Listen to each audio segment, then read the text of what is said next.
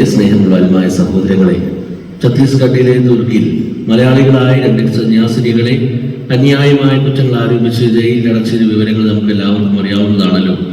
2014 മുതൽ ഭാരതത്തിൽ നടന്നു വരുന്ന ആസൂത്രിതമായ ക്രൈസ്തവ പീഡനങ്ങളിൽ റിപ്പോർട്ട് ചെയ്യപ്പെടാത്ത 4694 സംഭവങ്ങളിലെ ഏറ്റവും ഒടുവിലത്തേതാണ് 2025 ജൂലൈ 25-ന് അന്യായമായി തടവിലാക്കപ്പെട്ട സിസ്റ്റർ വന്ദന ഫ്രാൻസിസ്, സിസ്റ്റർ പ്രീതി Mary എന്നിവരുടേത്.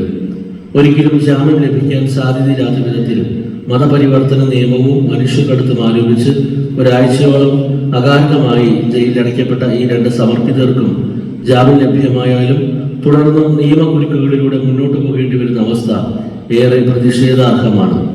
CBCI, KCBC, zero Malabar സഭ എന്നിവരുടെ തലവന്മാർ ആശങ്കകൾ അറിയിച്ചിട്ടും പാർലമെന്റിനകത്തും പുറത്തും ശക്തമായ പ്രതിഷേധങ്ങൾ പ്രതിപക്ഷ നേതാക്കന്മാരും മലയാളികളായ MP-മാരും രേഖപ്പെടുത്തിയിട്ടും പലതരത്തിലുള്ള പ്രതിഷേധ പ്രകടനങ്ങൾ ഭാരതത്തിന്റെ വിവിധ ഭാഗങ്ങളിൽ നടത്തിയിട്ടും മൗലികമായ അവകാശങ്ങൾ നിഷേധിക്കപ്പെട്ട് തടവിലാക്കപ്പെട്ട സിസ്റ്റേഴ്സിന് മോചനത്തിന് യാതൊരു തരത്തിലുള്ള ഇടപെടലുകളും കേന്ദ്ര ഗവൺമെന്റോ ഛത്തീസ്ഗഡിലെ സർക്കാരോ എടുത്തിട്ടില്ല എന്നത് തീർത്തും നിരാശാജനകമാണ്.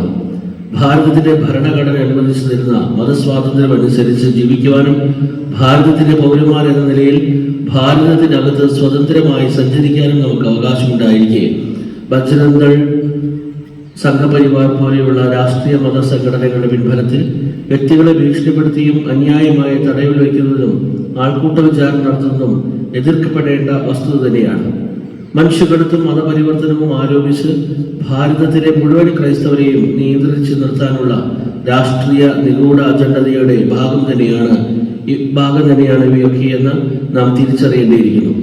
ക്രൈസ്തവരായ നാം ഭാരതത്തിന്റെ ഉന്നമനത്തിന് നൽകിയ സംഭാവനകളെ ബോധപൂർവം തമസ്കരിക്കാനും മിഷണറി പ്രവർത്തനങ്ങളെ നിയമവിധേയമാക്കി നിയന്ത്രിക്കാനും ന്യൂനപക്ഷങ്ങളെ ബലം പ്രയോഗിച്ച് അടിച്ചമർത്താനും നടത്തുന്ന എല്ലാ ശ്രമങ്ങളെയും മുളയിലെ തന്നെ നിയന്ത്രിച്ചില്ലെങ്കിൽ നമ്മുടെ അസ്തിത്വം തന്നെ ചോദ്യം ചെയ്യപ്പെടുന്ന അവസ്ഥയിലേക്ക് നാം അധപതിക്കുമെന്ന്, വർഗീയ ശക്തികളുടെ ആക്രമണത്തിൽ നാം തകർന്ന് തരിപ്പണമാകുന്നുവെന്നും രാജ്യത്തിന്റെ മതേതര ഭരണഘടന അവകാശങ്ങൾ ചിലരുടെ മാത്രം കുത്തകയാക്കപ്പെടുകയുമെന്നും നാം ഈ തരുണത്തിൽ മനസ്സിലാക്കേണ്ടതുണ്ട്.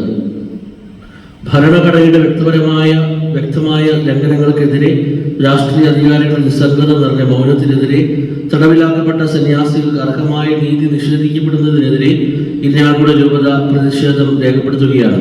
ഗുരുവായൂർ മണ്ഡലത്തിലെ നാട്ടുവാർത്തകളുമായി സർക്കിൾ ലൈവ് ന്യൂസ്.